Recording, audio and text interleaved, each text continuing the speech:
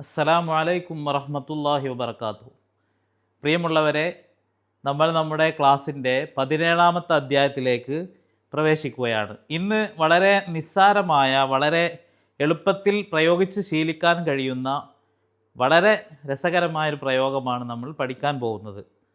ഇന്നലെ നമ്മൾ കഴിഞ്ഞ ക്ലാസ്സിൽ നമ്മൾ പഠിച്ചത് നമുക്കൊരു കാര്യം ചെയ്യാം, നമുക്ക് സംസാരിക്കാം, നമുക്ക് പാടാം എന്നിങ്ങനെയുള്ള വാചകങ്ങൾ ഇംഗ്ലീഷിൽ പറയാനാണ് കഴിഞ്ഞ ക്ലാസ്സിൽ നമ്മൾ പഠിച്ചത് എങ്കിൽ ഇന്ന് നമ്മൾ പഠിക്കുന്നത് വളരെ രസകരമായ, വളരെ വ്യത്യസ്തമായ ഒരു പ്രയോഗമാണ്. കഴിഞ്ഞ ക്ലാസ്സിൽ നിന്നുള്ള ചെറിയൊരു വേരിയേഷൻ മാത്രമേ നമുക്കതിൽ ചേർക്കാനുള്ളൂ.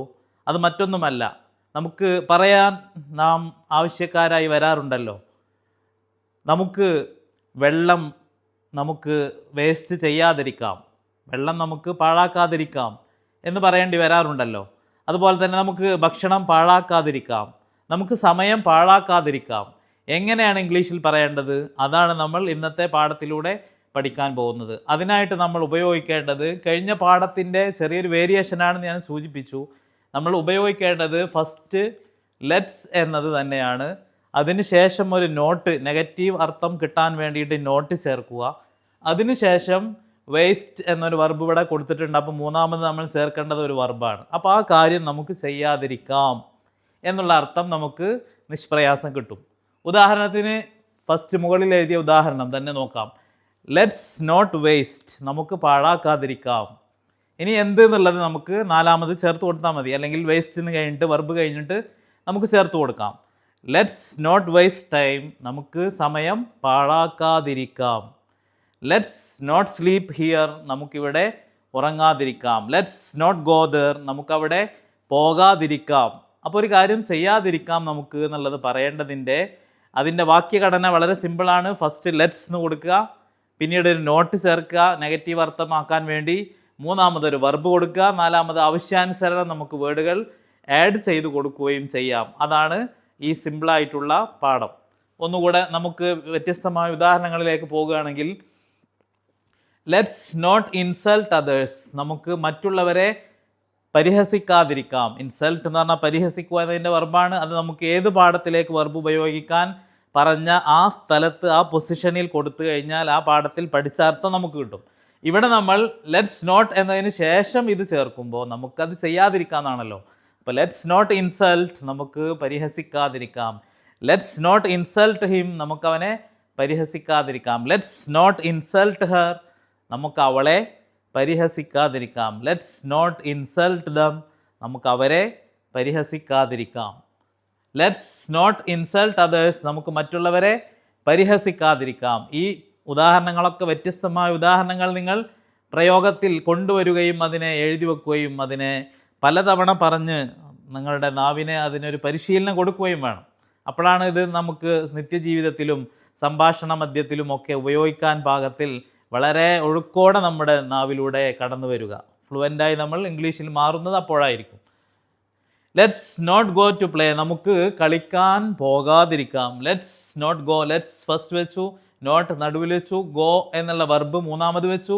അതിന് ശേഷം നമ്മൾ നേരത്തെ ഒരു പ്രയോഗം പഠിച്ചിട്ടുണ്ട്. ടു എന്നത് ഒരു വർബിൻ്റെ മുമ്പ് പറഞ്ഞാൽ, ഒരു വർബിൻ്റെ അടിസ്ഥാന രൂപത്തിൻ്റെ മുമ്പ് ടു കൊടുത്താൽ ആ കാര്യം ചെയ്യാനുള്ള അർത്ഥം കിട്ടും. അപ്പോൾ ലെറ്റ്സ് നോട്ട് ഗോ, നമുക്ക് പോകാതിരിക്കാം. അതിനുശേഷം let's not go to play, നമുക്ക് കളിക്കാൻ പോകാതിരിക്കാം. Let's not go to sleep, നമുക്ക് ഉറങ്ങാൻ പോകാതിരിക്കാം എന്ന് നമുക്ക് അവിടെ അർത്ഥം മാറ്റി പ്രയോഗിക്കാവുന്നതാണ്. ലെറ്റ്സ് നോട്ട് സീറ്റ് ദം, നമുക്കവരെ ചതിക്കാതിരിക്കാം. നമുക്ക് മറ്റുള്ളവരെ ചതിക്കാതിരിക്കാം. എങ്ങനെ പറയാം? ലെറ്റ്സ് നോട്ട് സീറ്റ് അതേഴ്സ്, നമുക്ക് മറ്റുള്ളവരെ ചതിക്കാതിരിക്കാം. ഇങ്ങനെയാണ് അത് പറയേണ്ടത്. ഇനി ഒരാളുടെ പേര്, നമുക്ക് ഈ പേര് എന്നുള്ളത് നമുക്ക് ഫസ്റ്റ് സബ്ജക്റ്റിൻ്റെ അവിടെ മാത്രമേ വെക്കാൻ പറ്റൂ എന്നൊന്നും നമ്മൾ മനസ്സിലാക്കരുത്. ഒബ്ജക്റ്റായിട്ടും പേര് ഉപയോഗിക്കാം. ഇപ്പോൾ ലെറ്റ്സ് നോട്ട് സീറ്റ് ദം എന്ന് പറഞ്ഞ അതേപോലെ തന്നെ ദം എന്നതിൻ്റെ പകരം അവിടെ ആളുകളെ പേര് വെക്കാം, സ്ഥാനപ്പേര് വെക്കാം, എന്താണോ നമുക്ക് ആവശ്യമെങ്കിൽ അവിടെ വെക്കാം. അപ്പോൾ ഉദാഹരണത്തിന് ലെറ്റ്സ് നോട്ട് സീറ്റ് റിൻഷാദ്, നമുക്ക് റിൻഷാദിനെ ചതിക്കാതിരിക്കാം എന്ന് നമുക്ക് അവിടെ ഏത് പേരും പറയാം എന്നതുപോലെ അവിടെ ഒരു പേര് വെച്ച് കൊടുക്കാം. നമുക്ക് നമ്മുടെ രക്ഷിതാക്കളെ ചതിക്കാതിരിക്കാം. എങ്ങനെ പറയും? ലെറ്റ്സ് നോട്ട് സീറ്റ് പാരൻസ്, നമുക്ക് രക്ഷിതാക്കളെ ചതിക്കാതിരിക്കാം. അതിൻ്റെ മുമ്പ് നമുക്ക് നമ്മുടെ രക്ഷിതാക്കൾ എന്ന് വേണമെന്നുണ്ടെങ്കിലോ അവർ എന്നുള്ളതാണ് നമ്മുടെ എന്നതിൻ്റെ വാക്ക്. അപ്പം let's not cheat our parents, നമുക്ക് നമ്മുടെ രക്ഷിതാക്കളെ ചതിക്കാതിരിക്കാം. അപ്പോൾ ആവശ്യാനുസരണമാണ് ഓരോ വാക്കുകളും ചേർക്കേണ്ടത്. നമുക്ക് അവൻ്റെ പിതാവിനെ ചതിക്കാതിരിക്കാം. Let's not cheat his father. His എന്നതാണ് അവൻ്റെ എന്നതിനും അദ്ദേഹത്തിൻ്റെ എന്നതിനുമുള്ള വാക്ക്. അപ്പോൾ ഓരോ വാക്കുകളും ഒബ്ജക്റ്റിൻ്റെ അവിടെ നമുക്ക് ഇഷ്ടമുള്ള വാക്കുകളൊക്കെ പ്രയോഗിക്കാം എന്ന് ചുരുക്കാം. അപ്പോൾ ലെറ്റ്സ് നോട്ട് സീറ്റ് ദം, നമുക്ക് അവരെ ചതിക്കാതിരിക്കാം. ഇവിടെ നമുക്ക് ലെറ്റ്സ് നോട്ട് സീറ്റ് ഹിം എന്ന് പറഞ്ഞാൽ അവനെ എന്നാണ്, ഹെർ എന്ന് പറഞ്ഞാൽ അവളെ എന്നാണ്. പിന്നെ അതുപോലെ തന്നെ ദം എന്ന് പറഞ്ഞാൽ ഇവിടെ എഴുതിയിട്ടുണ്ട്. ഇനി നിന്നെ നമുക്ക് ചതിക്കാതിരിക്കാം എന്നാണെങ്കിൽ ലെറ്റ്സ് നോട്ട് സീറ്റ് യു എന്ന് പറഞ്ഞാൽ മതി. അതത്ര പ്രയോഗത്തിൽ അത്ര ആവശ്യം വരില്ല. പക്ഷേ നമുക്ക് ആവശ്യം വരുന്ന വാചകങ്ങളൊക്കെ ഓരോ പേരുകളൊക്കെ മാറ്റിമറിച്ച് ഓരോ സ്ഥാനപ്പേരുകളൊക്കെ മാറ്റിമറിച്ച് നമുക്ക് ഉപയോഗിക്കാം. ലെറ്റ്സ് നോട്ട് സ്പീക്ക്, നമുക്ക് സംസാരിക്കാതിരിക്കാം. ഉച്ചത്തിൽ ഉറക്കെ എന്നതിനൊക്കെ ഉള്ള വാക്കാണ് ലൗഡ്ലി. അത് അഡ്വർബാണ്, ക്രിയാവിശേഷണമാണ്. അത് നമ്മൾ വെർബിന് ശേഷം ഉപയോഗിച്ചു. എങ്ങനെ സംസാരിക്കുക എന്ന് വിശദമാക്കാനുള്ള ഒരു വാക്കാണ് ഇവിടെ വന്നത്, ലൗഡ്ലി.